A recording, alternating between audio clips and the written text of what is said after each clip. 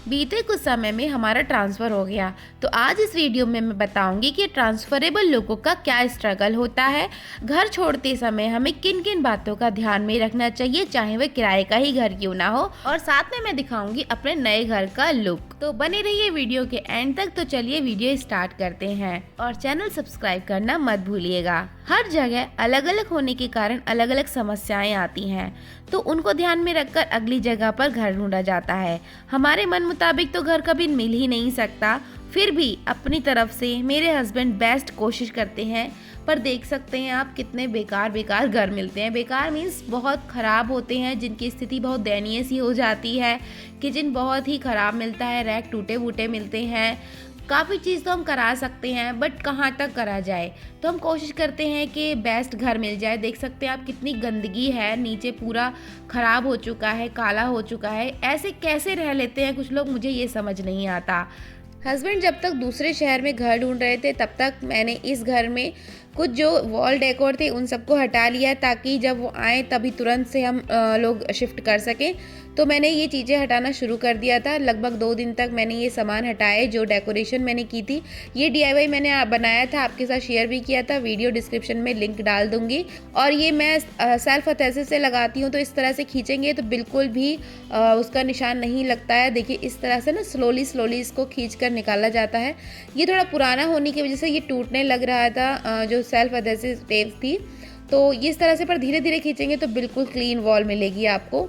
तो इस तरह से मैंने जो भी वॉल डेकोर थे निकाल लिए हैं। जो फ़ोटो फ्रेम्स वगैरह जो भी मैंने लगाए हुए थे उन सबको निकाल के रख लिया है, ताकि जिस दिन शिफ्टिंग हो और जो पैकर्स, मूवर्स एंड पैकर्स आएंगे तो उनको थोड़ा सा टाइम बच जाएगा और मैं इनको अच्छे तरीके से निकाल के रख भी सकती हूँ। क्योंकि एकदम से ना सब कुछ निकाला जाता है तो कुछ ख़राब भी हो सकता था। इस घर को भले मैं छोड़कर जा रही हूँ और फ्यूचर में कभी इस घर में, इस शहर में शायद मैं दोबारा ना आऊँ, पर इसके बाद भी मेरा कुछ कर्तव्य है, कुछ जिम्मेदारी है। वैसे तो मेरे हस्बैंड ही मुझे कील लगाने के लिए मना करते हैं, बट थोड़ा सा घर को लुक देने के लिए, उसमें जान डालने के लिए कुछ तो हैंग करना ही पड़ता है, जिसे ही कील लगानी पड़ती है।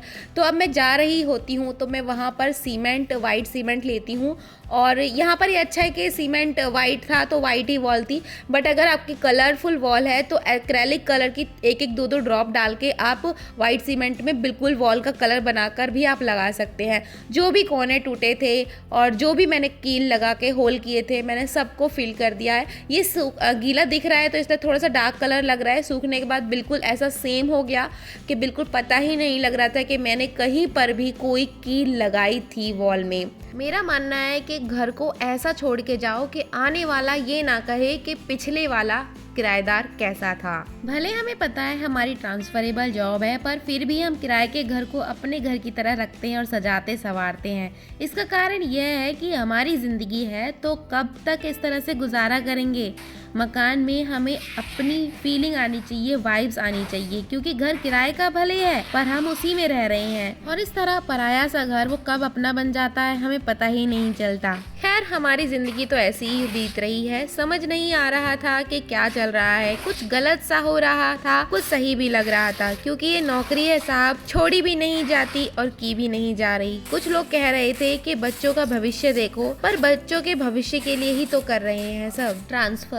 ट्रांसफर अब शब्द सुनकर ही डर सा लगने लगा है, धड़कन की गति सी बढ़ जाती है ये सुनकर। पर ये सब हमारी जिंदगी का हिस्सा सा बन गई है, जिसे जीकर ही गुजारना पड़ रहा है। जैसे ही ऑर्डर आता है एक धक्का सा लगता है, एक ही पल में पूरी बसी बसाई दुनिया बिखर सी जाती है। जिस घर को प्यार से सजाया था वो अपने हाथों से मैंने उजाड़ा है। अब अपना नहीं रहा वो घर, बस यादों का सिमटना सा शुरू हो जाता है। परिवार का हर सदस्य अंदर से टूट जाता है, मन ही मन रोता है, पर अपना दर्द जुबां पर नहीं आने देता।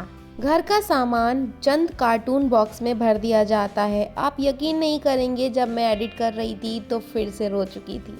इन सब में सिर्फ सामान नहीं पैक था, कुछ यादें भी पैक थीं। वो यादें थी मेरे बच्चों की, हमारे ज़िंदगी के प्यारे प्यारे लम्हे जो हमने इस घर में गुजारे थे।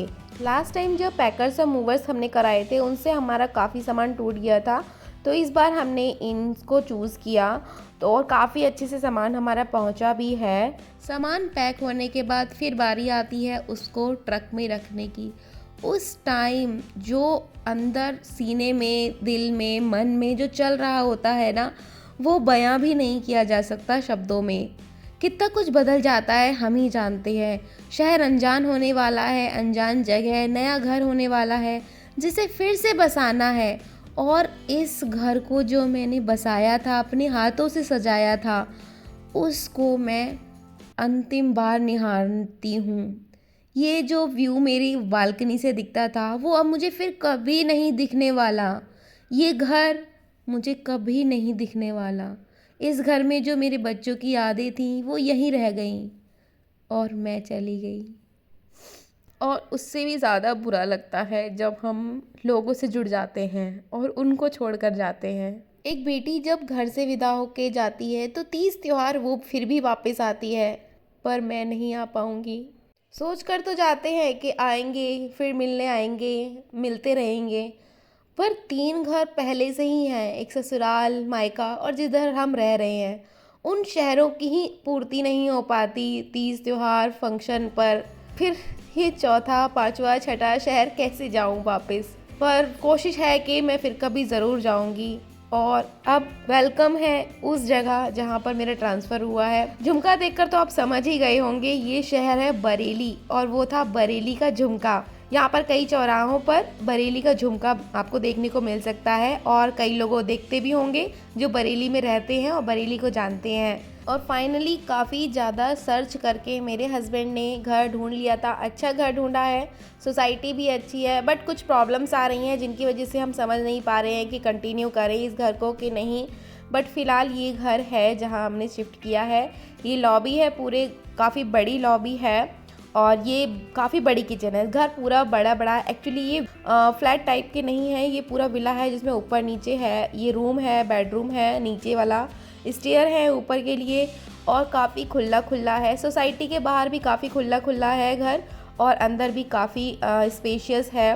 तो और नया है, सबसे बड़ी बात न्यूली बिल्ट था। स्टार्टिंग में जो घर देखे थे बहुत ही ज़्यादा गंदे गंदे घर थे और वो भी मैंने जो आपको 4-5 दिखाए थे, मेरे हस्बैंड ने कम से कम 50 देखे थे, तब जाके वो 4-5 मुझे सेंड किए थे। उसके बाद ये काफ़ी अच्छा घर मिल गया है। नेक्स्ट वीडियो में मैं आपको दिखाऊंगी कि मैं कैसे इसको सेट कर रही हूँ, कैसे ऑर्गेनाइज़ कर रही हूँ और क्या क्या प्रॉब्लम्स आ रही हैं। नए घर में भी ऐसा नहीं है कि नए घर में प्रॉब्लम्स नहीं आती, नए घर में भी काफ़ी प्रॉब्लम्स आती हैं, तो उनको क्या क्या फेस करना पड़ रहा है मुझे ये सब दिखाऊंगी। तो चलिए मिलते हैं नेक्स्ट वीडियो में, तब तक के लिए बाय बाय, टेक केयर। और अगर आपने मेरा चैनल सब्सक्राइब नहीं किया तो प्लीज़ सब्सक्राइब ज़रूर कर लेना। Thanks for watching.